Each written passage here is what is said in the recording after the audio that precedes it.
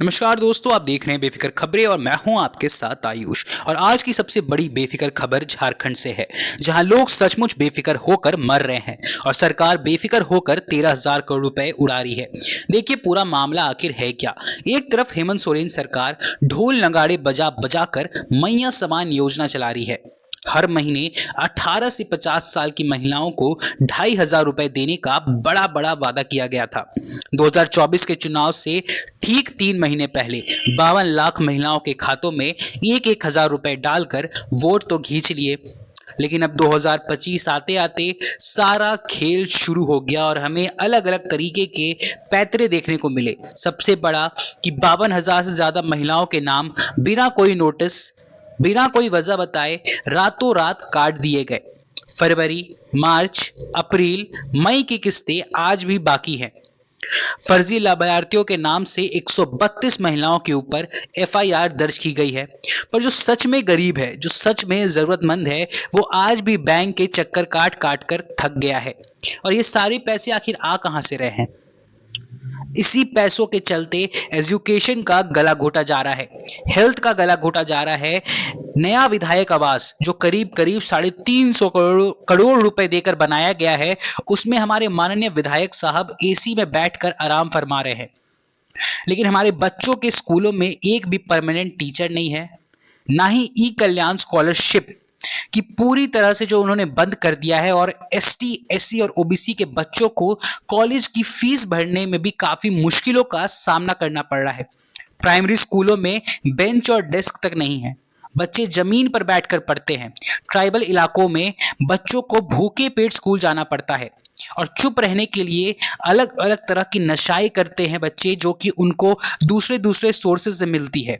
ये कोई अफवाह नहीं है, ये सोशल मीडिया पर वायरल हो रहे उन सभी वीडियो का सच है जो आए दिन सोशल मीडिया पर वायरल होते हैं और झारखंड सरकार की बेनकाबी को दर्शाते हैं, झारखंड सरकार की जो गलत रवैया है उसको दर्शाते हैं।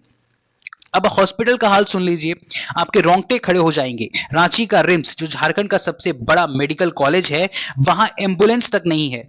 मरीजों को एक तरफ से दूसरी तरफ ले जाने के लिए स्ट्रेचर का उपयोग करना पड़ रहा है। ऑक्सीजन नहीं है, दवाई नहीं है, बेड नहीं है। यहां तक कि पीएचसी और सीएचसी में तो डॉक्टर साल में सिर्फ 10 दिन आते हैं।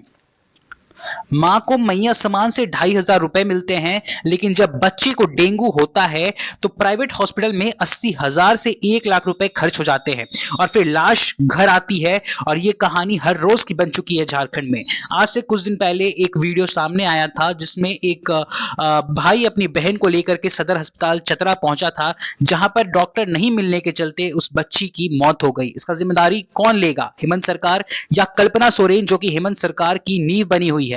लग्जरी बंगला देने के लिए सरकार के पास विधायकों को पैसे हैं, लेकिन बात जब एजुकेशन और बात जब हेल्थ की आती है तो इनके बोल बिगड़ जाते हैं। ये सब कुछ वोट बैंक की राजनीति है। बंगाल में, मध्य प्रदेश में, झारखंड में, उड़ीसा में जब वोट मांगने की समय आता है तब ये मैया समान योजना जैसे कुछ योजना निकाल करके इन्हें लालच दे करके वोट अपनी तरफ खींच लेते हैं। झारखंड आज भी गरीबी, भुखमरी और के अंधेरे में पूरी तरह से डूबा हुआ है।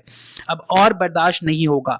अपने इलाकों का वीडियो बनाए, अपने एमएलए को टैग करे, सोशल मीडिया पर आवाज उठाए, क्योंकि 2029 का चुनाव में आपको एक ऐसे नेता को चुनना है जो आपके लिए काम करे, ना कि अपने जेब भरने के लिए। आपको बता दे कि हेमंत सरकार ने जो कुछ भी किया है उसमें सबसे ज्यादा गलत जो है वो ये है कि बच्चों की स्कॉलरशिप नहीं देना और मेडिकल फैसिलिटीज को पूरी तरह से बर्बाद कर देना। इरफान अंसारी जो कि झारखंड के स्वास्थ्य मंत्री है, उनके बेटे के काफिले में 10-10 लग्जरी गाड़ियां चलती है। ये सारे पैसे कहां से आते हैं? ये सारे पैसे वो है जो झारखंड के लोग टैक्स भरते हैं, लेकिन झारखंड के लोग को उन टैक्स का एक भी मुनाफा नहीं मिलता। झारखंड के लोग को आज भी भुखमरी में जीना पड़ रहा है। वहां के जो गरीब लोग हैं उन्हें आज भी मेडिकल फैसिलिटीज के लिए दिन प्रतिदिन हर मुसीबतों का सामना करना पड़ रहा है। बड़े बड़े हॉस्पिटल में जाते हैं लेकिन इलाज नहीं करवा पाते हैं, क्योंकि हॉस्पिटल्स के खर्चे इतने बढ़ चुके हैं कि एक गरीब इंसान अपना इलाज नहीं करा सकता है। और इस सब का जिम्मेदार हेमंत सरकार है।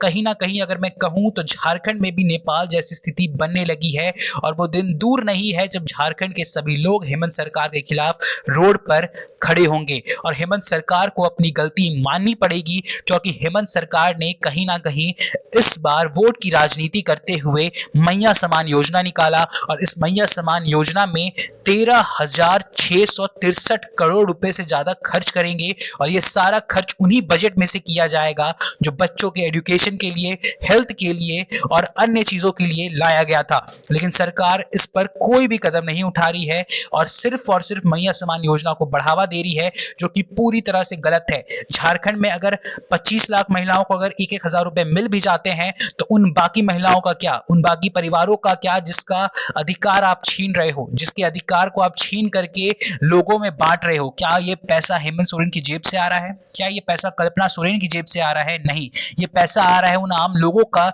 जो दिन रात मेहनत करके अपने घर में रोटी रोजी जोड़ता है और टैक्स भरता है।